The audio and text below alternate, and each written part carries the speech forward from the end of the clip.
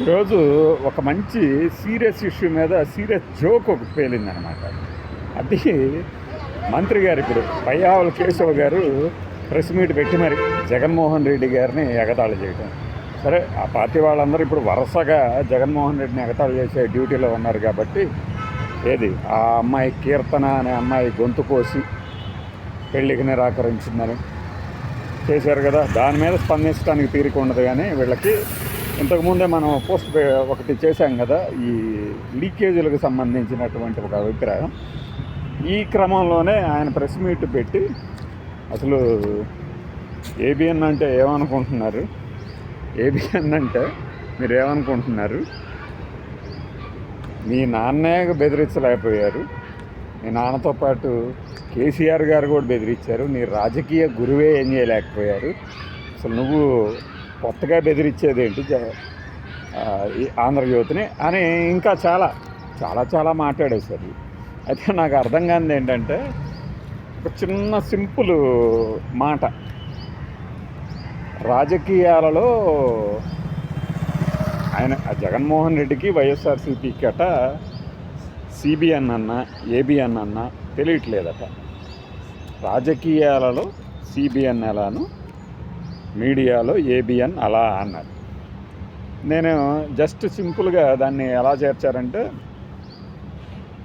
రాజకీయాల్లో సిబిఎన్ ఎలాగో మీడియాలో ఏబిఎన్ ఎలాగా, పయ్యావల సెటైర్ ఎలా ఉంది, మొత్తం మారిపోయిందా, ఇలా పెడితే ఎలా ఉంటుంది అన్నట్టు. ఇప్పుడు మనం మంత్రిగా ఉన్నప్పుడు మనం ఏం చేసాము, ప్రజలకు ఏం చేస్తున్నాము, వాళ్ళకి ఏమన్నా ఉరగబెడుతున్నామా, లేకపోతే మనం చేసినటువంటి మంచి ఏంది, ఈ ఏకరవు పెట్టుకోవడానికే మన సమయం అంతా సరిపోతారు. జనరల్గా ఎవరన్నా ఎక్కువ మంది చెప్తా ఉంటారు, పనిచేసేవాడికి అసలు ఇదంతా ఎందుకు, అనవసరంగా ప్రత్యర్థుల మీద దుమ్మెత్తిపోయడం కంటే ఆయన శైలి చాలా విలక్షణమైంది, తన పనేదో తాను చేసుకుంటూ పోతుంటాడు అని కొంతమంది పనిమంతుల గురించి చెప్తూ ఉంటారు. కానీ ఇక్కడేమో ఇప్పుడు క్యాబినెట్ మీటింగ్ అయిపోగానే ఒక ఆయనేమో క్యాబినెట్ భేటీలోనే వైఎస్ఆర్సీపీ వాళ్ళు ఇలా మాట్లాడారు ఏబిఎన్ మీద, అసలు తాట తీస్తామంటే ఊరుకోము అని ఆ మంత్రి గారు అన్న తర్వాత అలా చూస్తూ ఊరుకోము, రౌడీల మీద కఠినంగా వ్యవహరిస్తానంటూ చంద్రబాబు గారు అన్నారు. ఇది బాగుంది. ఇక దాని తర్వాత మళ్ళీ మేమెక్కడ వెనకబడతామో అన్నట్లుగా మంత్రులు వచ్చి మాట్లాడతాం. అసలు ఏబిఎన్ మా మీద కూడా రాసింది అంటే ఏం రాసింది, మీ మీద ఏం రాసింది, ఇలా రాసిందా అంటే ఒక దిగజారుడు భాషను వాడిందా టీడీపీ మంత్రుల మీద ఎప్పుడైనా, టీడీపీ వాళ్ళ మీద ఎప్పుడైనా వాడిందా? చిన్న క్లారిటీ ఇస్తే బాగుండేది, ఎప్పుడు రాసింది, ఎలా రాసింది అనేది.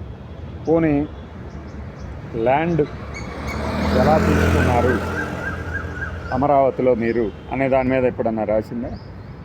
ల్యాండ్ ఎవరైనా కొనుక్కోవచ్చు, అది ఎవరైనా చెప్తారులేండి, ఎప్పుడైనా రాసిందా?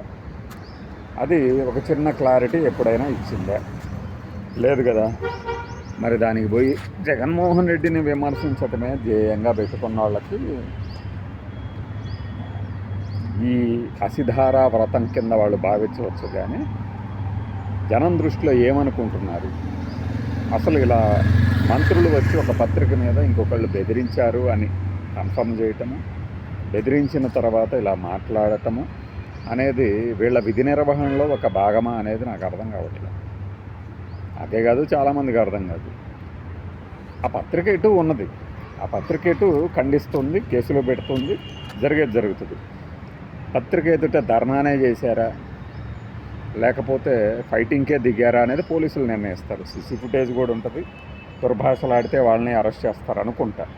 మరి ఇవే దుర్భాషలు ఇప్పుడు హైకోర్టుకు సంబంధించి చేసిన వ్యాఖ్యలు ఏది, నిన్న హైకోర్టు ఒక మాట వాడింది, ముఖ్యమంత్రులు ఉప ముఖ్యమంత్రులు వీళ్ళందరి మీద మాట్లాడటం దౌర్భాగ్యం, అసలు తప్పదు, పోలీసులు చాలా స్ట్రాంగ్గా వ్యవహరించాలి కదా అని. నాకు అర్థం కానిది ఏంటంటే, మరి 2019 నుంచి 24 దాకా ఎవరు ముఖ్యమంత్రి లేరా ఆంధ్రప్రదేశ్లో? అప్పుడు ఆయన మీద మాట్లాడిన మాటలు ఈరోజు కూడా మాట్లాడుతున్నారు కదా, అప్పుడు రాజ్యాంగబద్ధంగా అనిపించాయా? నాకు అర్థం కాదు. అంటే సీట్లలో కూర్చునే వ్యక్తులను బట్టి రాజ్యాంగబద్ధ వ్యవస్థల తాలూకు స్పందన కూడా ఉంటుందా? జస్ట్ ఆస్కింగ్ అంతే. అలా ఉంటే పయ్యావుల కేశవ్ గారు వచ్చేసి అసలు ఏమనుకుంటున్నారు, సిబిఎన్ అంటే ఏబిఎన్ అంటే ఏబిఎన్ అంటే అసలు ఆయన ప్రజల కోసమే నిలబడ్డాడు, ప్రజలలో వచ్చాడు, ప్రజల కోసమే ఆయన పనిచేస్తున్నాడు, విలువలు కలిగిన వ్యక్తి అంటే ఇంకా దాన్ని మించిన సెటైర్ ఇంకోటి లేదేమో అనిపించింది నాకు. ఎందుకంటే మన పాత్రికేయ